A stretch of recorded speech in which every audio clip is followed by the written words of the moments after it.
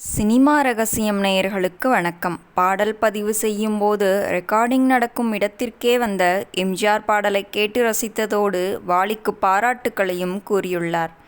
எம்ஜிஆருக்கு பெரும்பாலான பாடல்களை எழுதியுள்ள கவிஞர் வாலி எழுதிய ஒரு பாடலை எம்ஜிஆர் விரும்பி விரும்பி கேட்க கடைசியில் அந்த பாடல் படத்தில் இடம்பெறாமல் போனது. அதனால் வாலிக்கு பெரிய நன்மை உண்டாகியுள்ளது. அது என்ன பாடல் தெரியுமா? 1964ஆம் ஆண்டு தெலுங்கில் வெளியாகி பெரிய வெற்றியை பெற்ற படம் ராமுடு பீடுமு. இந்த படத்தை தமிழில் எங்க வீட்டு பிள்ளை என்ற பெயரில் ரீமேக் செய்யப்பட்டது. இந்த படத்திற்கு எம்.எஸ். விஸ்வநாதன், டி.கே. ராமமூர்த்தி இருவரும் இசையமைத்த இந்த படத்தில் கவிஞர் வாலி, ஆலங்குடி சோமு ஆகிய இருவரும் பாடல் எழுத முடிவு செய்யப்பட்டது. இந்த படத்தில் நாயகி விரகதாகத்துடன் பாடுவது போன்ற ஒரு பாடலை படத்தின் பூஜை அன்று பதிவு செய்ய முடிவு செய்துள்ளனர். இந்த சுச்சுவேஷனுக்காக வாலி எழுதிய பாடல்தான் அவன் ஒரு நிலவோ என்ற பாடல். பொதுவாக பாடல்களில் நிலவை பெண்ணுடன் ஒப்பிட்டு தான் பல பாடல்கள் வந்துள்ளன. ஆனால் முதன்முறையாக ஒரு ஆணை நிலவுடன் ஒப்பிட்டு ஒரு பெண் பாடுவது போன்று அமைந்த இந்த பாடல் படக்குழு அனைவருக்கும் மிகவும் பிடித்திருந்தது.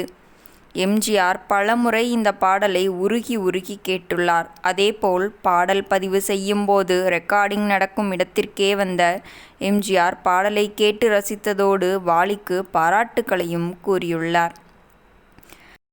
இந்த பாடலை படமாக்க ஒரு பெரிய பங்களா செட் போடப்பட்டு படமாக்க முடிவு செய்யப்பட்டுள்ளது.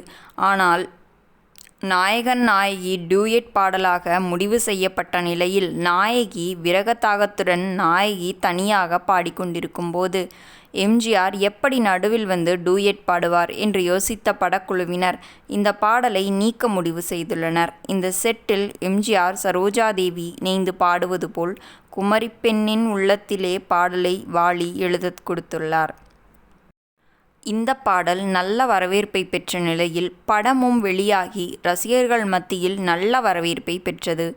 இந்த பாடலை பாராட்டி வாலிக்கு தினமும் பல கடிதங்கள் வந்த நிலையில் ஒரு நாள் வித்தியாசமான ஒரு கடிதம் வந்துள்ளது. அந்த கடிதத்தை எழுதியிருந்த ஒரு பெண் ரசிகை, குமரிப்பெண்ணின் உள்ளத்திலே பாடல் எனக்கு மிகவும் பிடித்துள்ளது என்று எழுதியுள்ளார். அந்த பெண்ணிடம் பழக்கம் ஏற்பட்டு நாளடைவில் கவிஞர் வாலி அவரையே திருமணமும் செய்து கொண்டார் என்பது குறிப்பிடத்தக்கது. நேயர்களே, இந்த வீடியோ பிடித்திருந்தால் வீடியோவிற்கு ஒரு லைக் கொடுத்துவிட்டு நமது சினிமா ரகசியம் சேனலையும் சப்ஸ்கிரைப் செய்து கொள்ளுங்கள். மீண்டும் நாளை சந்திப்போம். நன்றி, வணக்கம்.